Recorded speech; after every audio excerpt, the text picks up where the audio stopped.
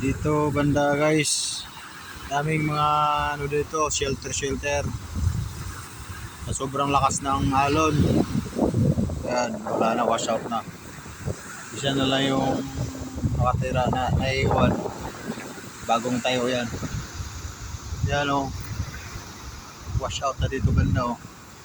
Daming mga puno dyan banda, wala na. Daming mga ano dyan, yung tinatawag nilang arumahan. Sobrang lakas ng alon at tangay. Yan, hindi malakas ang bagyo. Yan, may mga vapor, barko.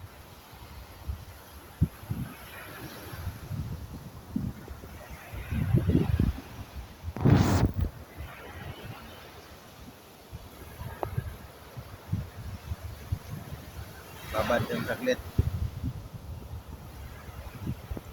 Uwi na.